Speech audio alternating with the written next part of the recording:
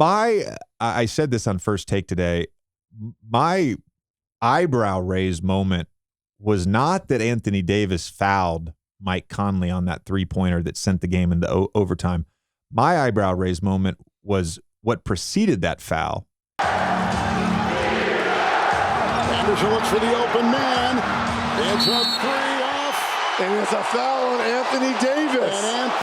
And the Wolves, needing a three, ran a simple flare screen for Mike Conley. And the two defenders involved for the Lakers were LeBron and AD, and they completely botched the switch.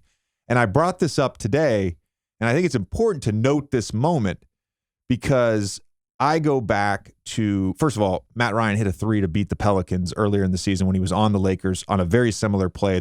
You don't have time to make a play. Reeves got to get it in three-point country. It's to Ryan on its way. He's got it.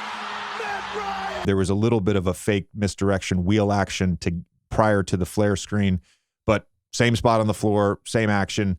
So it's not like the Lakers haven't seen that before. But I go back to last year's game one.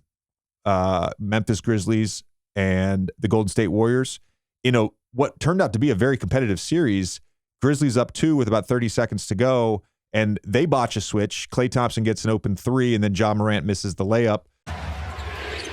Inbound to Thompson. Thompson fakes, fires, three-pointer. Bang! So that's a pivotal moment in a game. I go back to 2020. Lakers this time on the other end of it. Anthony Davis hits a three-pointer down 1 against the Nuggets at the buzzer in the Western Conference Finals. The give. Jokic trying to disrupt Rondo. He puts it in. Here's Davis, 4-3 in the win. Oh, it's good! Mason Plumlee had just gotten substituted into the game. Him and Will Barton botch a switch.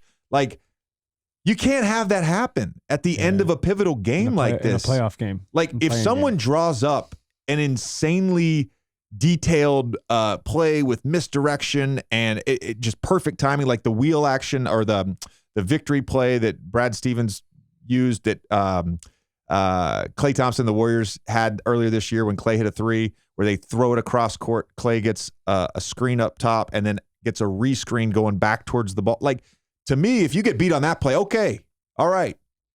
But this is what's important in the playoff times. I broke down last year the Toronto Raptors botching a switch, point switching like this, and Joel Embiid hits a game winner.